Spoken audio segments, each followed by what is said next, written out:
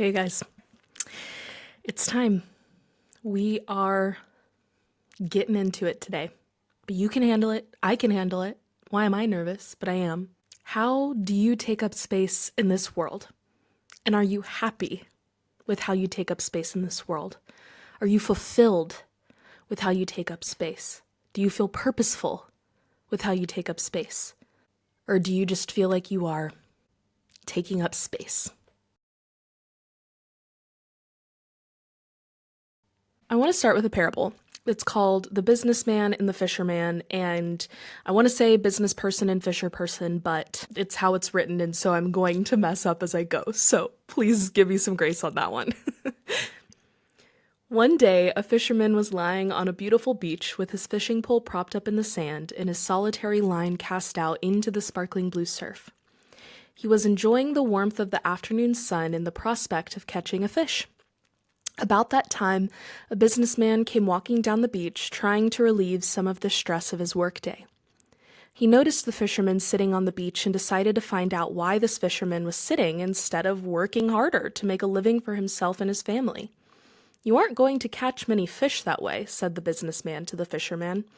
"You should be working rather than lying on the beach." The fisherman looked up at the businessman, smiled, and replied, "And what will my reward be?" "Well, you can get bigger nets and catch more fish," was the businessman's answer. "And then what will my reward be?" asked the fisherman, still smiling. The businessman replied, "You will make money, and you'll be able to buy a boat, which will then result in larger catches of fish." "And then what will my reward be?"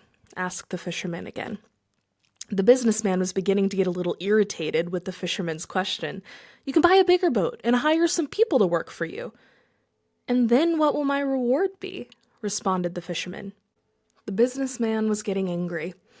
"Don't you understand? You can build up a fleet of fishing boats, sail all over the world, and let all your employees catch fish for you." Once again, the fisherman asked, "And then what will my reward be?" The businessman was red with rage and shouted at the fisherman, "Don't you understand that you can become so rich that you will never have to work for your living again? You can spend all the rest of your days sitting on this beach looking at the sunset. You won't have a care in the world." And the fisherman, still smiling, looked up and said, "What do you think I'm doing right now?" I think the natural response to this is like, okay, I get it. I hear ya. That's really nice in principle. But in practice, I need food. I need to provide for my family. I need to pay my bills. And I hear that. You do. You do need all those things. But how much are we willing to sacrifice for the things that we don't actually need? We are sold so many things in this life, and we buy so many things in this life. And the biggest one that we are all sold from the moment we're born is that we must accomplish. We must achieve. We must finish. We must conquer before we can rest, pause, enjoy. Why? Why does that have to be true?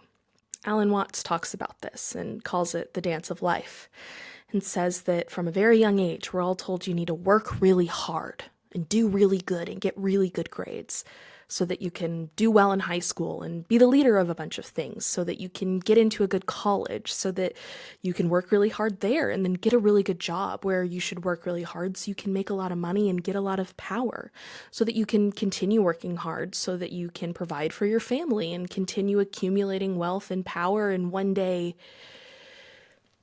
what? You're on a beach suddenly, somewhere, happy? This contract that we all had our hands pressed to, forced to sign, is not the actual contract of life. The only contract any of us signed coming into this life has one term, and that term is that we will die. That is it. That is the only thing that we are bound by. But it is also the thing that should set us free. You are going to die. Does that thought strike fear into your heart? Why? Because you're afraid of the afterlife? Or because you're afraid of this one? Friedrich Nietzsche, a German philosopher, wrote a book that's a compilation of different aphorisms or short parable-ish stories, and it's called The Gay Science, translated from the German. It could also mean the science of happiness, the study of joy. And one of these aphorisms, it's aphorism 341, is called The Greatest Weight, and I'd like to read it to you. The Greatest Weight.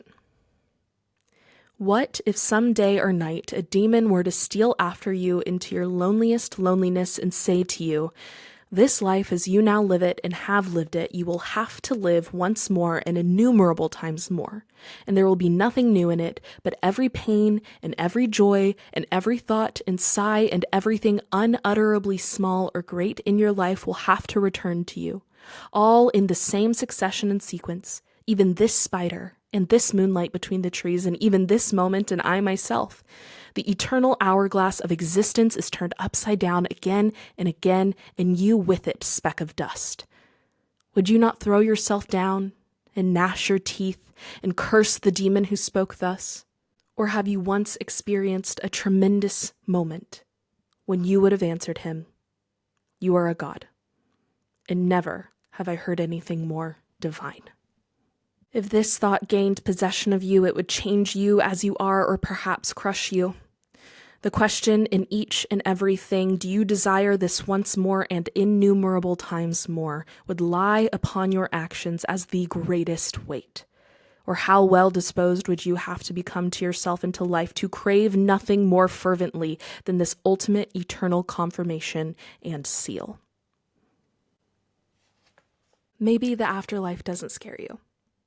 Maybe this life doesn't scare you because you have some faith in the afterlife. Does repeating this life, time and time again, scare you? Everything you've done, everything you've learned, if it was played back to you like pages in a book, like slides in a slideshow, would you be able to say, "Hit me again, another round"? Or would you say, "I've had enough"? It's really, really easy to play these things off. I'm sure many of you right now are saying, "Okay, but none of that's actually true. No demon is going to say that. I'm not going to relive life like that." Or, "Yeah, I understand, but I need to make money. I need to live a job. This corporate job provides for me, provides for my family, provides the life that we want to live." Yes, absolutely. And I am not telling you to go quit your job. What I am telling you is that you are worth more than that.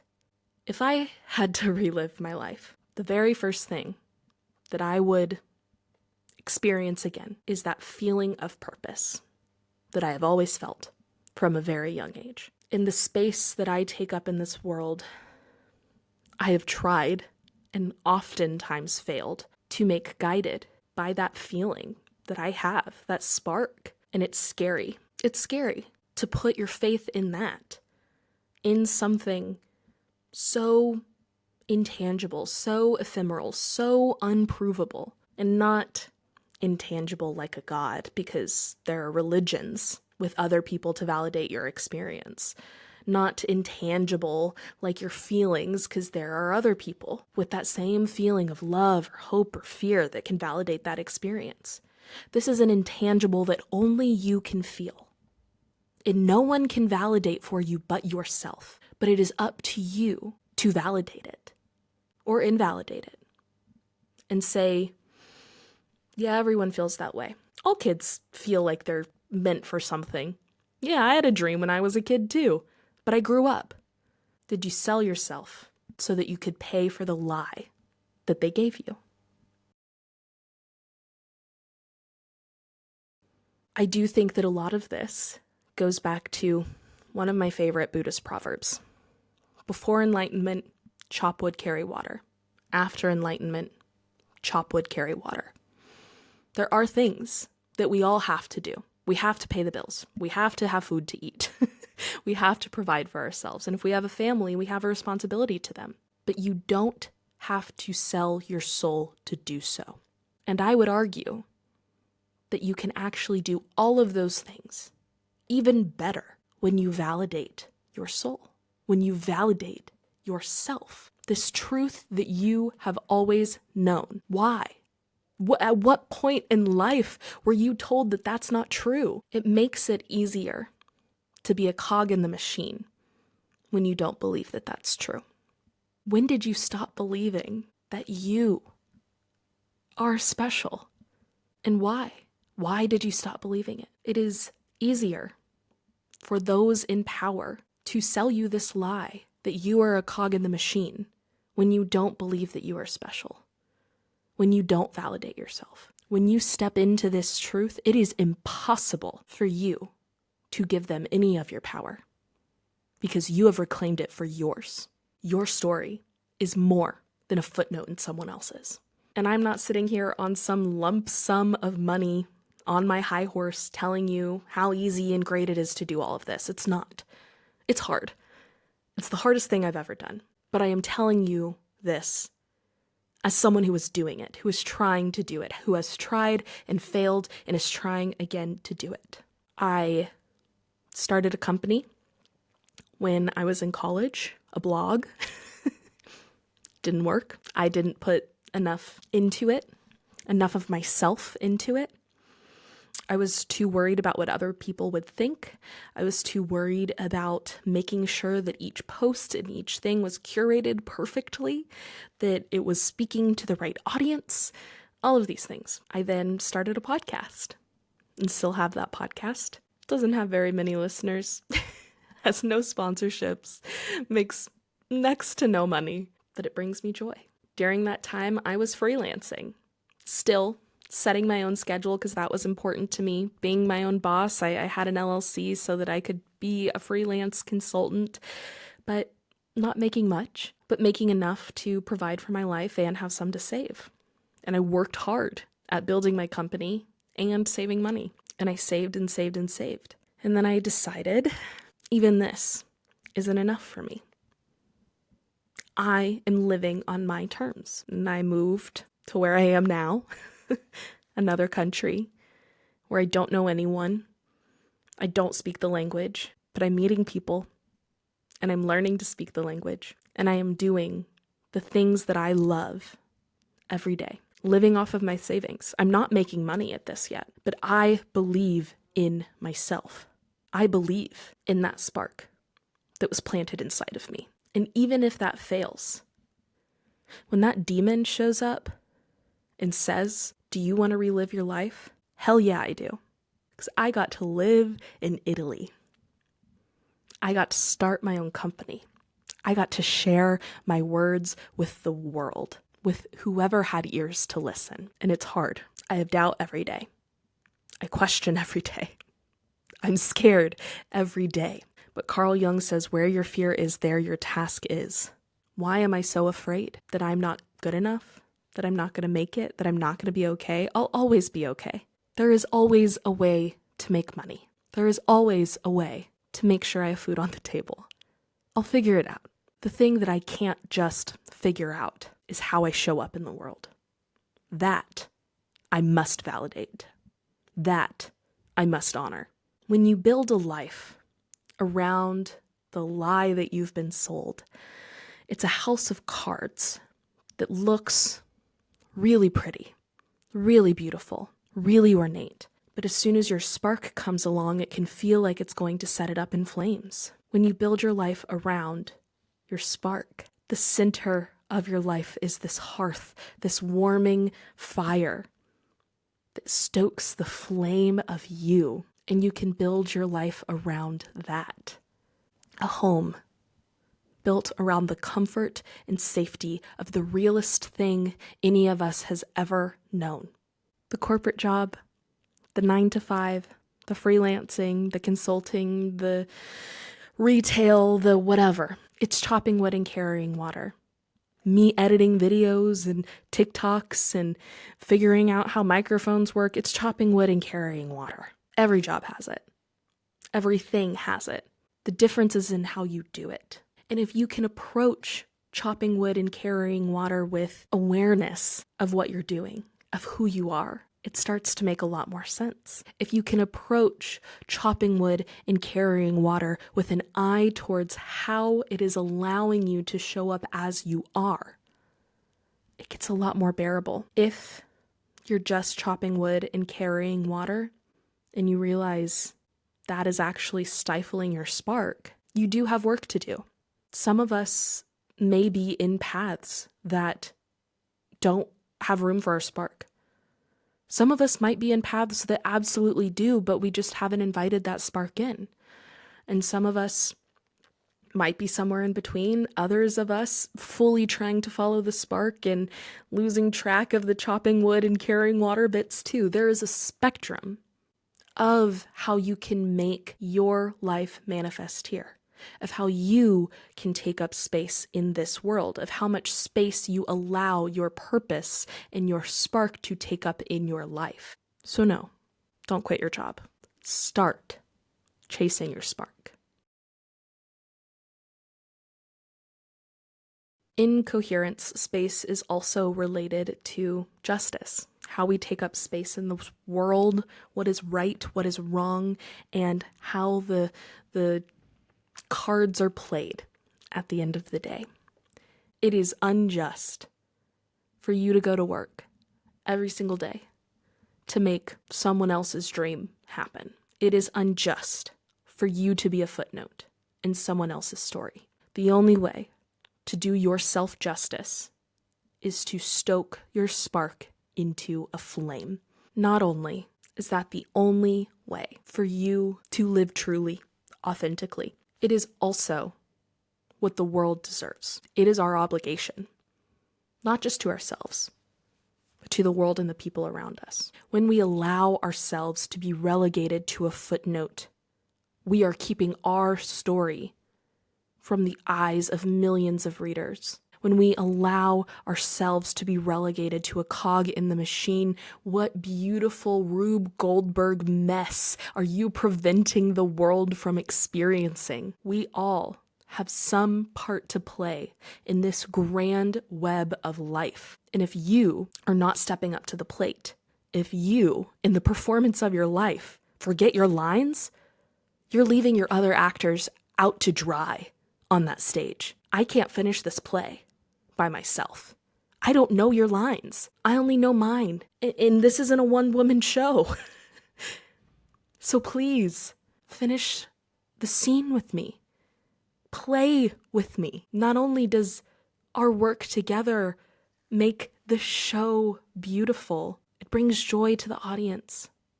On top of this, there's this idea that if you're constantly trying to take care of other people and you love taking care of other people and you don't let anyone take care of you, you are taking away that gift from someone else. The gift of letting them take care of you and love on you. When you stifle your spark, not only are you taking that away from yourself, you are taking it away from everyone else. And how dare you? How dare you? I want that spark. I want to read your book. I want to act in this play with you. I want to knock the first domino over in your Rube Goldberg machine. But you're not going to let me? Because that's just not how life works. Why not? Every single justification that has popped into your head during this video. It's nice in theory, but not in practice. Why? Yeah, maybe for some people, not for me. Why? That may sound great, but it's not reasonable. Why? Why? Why aren't these things reasonable? Why aren't they practical? Because they don't sit within the confines of the original contract that you were sold. The flame of your spark that you're going to stoke is the fire that gets to burn that contract to ashes. There is so much in this world that tells us who we should be, who we are, what we should want to be, how we should change. And the truth is, we have no proof of anything other than our own experience. That is the only thing that we can logically prove. It goes right back to Descartes. I think, therefore I am. It's the only thing. And if you are not living a life based on the one thing you can prove, that feels pretty unreasonable to me. That feels pretty impractical to me. That feels pretty illogical for me. Maybe that works for you. Not for me. Might be nice to live the lie. Might be a lot easier. to not have the responsibility of owning who you are. You deserve to live awake. Before I end this rant, whatever this was, I need you to know how truly I believe that you are meant for greatness. Whatever lies in the bottom of your heart, whatever secret dream, whatever spark, whatever glimmer is there, that little boy or little girl or little person deserves to be the star of their show. And let me tell you, I deserve to see it. The world deserves what you have to offer. That is the only way we get to a world that is loving, that is accepting, that is non-judgmental, that is open, that is truly free, that truly has space for everyone's life, liberty, and pursuit of happiness, is when we start with us. The only way to make the world better is to practice what we preach, first and foremost, by doing it to ourselves. Treat others the way you want to be treated. Treat yourself the way you treat others. You were made for this life. You were made for this path. You were given everything you need in order to live it. Take up every inch of the space that you have been given. And in that, we all make the world a better place. So what now? Get in touch with yourself. Journal. Meditate. Shameless plug. Watch some of these videos. Think about your inner child. Go back to what it felt like to be 4 years old and just listen. Make space for all of who you are to be held in your life. That contract that we were sold takes up a lot of space. It does not leave much room for anything else. We must make the space. We must carve out the space for all of who we are. When they say don't be afraid to take up space, they do mean don't be afraid, because it is scary to bet it all on yourself. But there is nothing else you can bet it on. Thank you all very much for watching. I hope that this resonated. If it did, let me know in the comments. Share it with someone that you think it might also resonate with. This is important. This is it, you guys. This is in game. We have to do it. I love you. I love you so much, and you can do it. Thank you for being here, and I hope you feel like you are living more coherently. Until I see you next time. Love.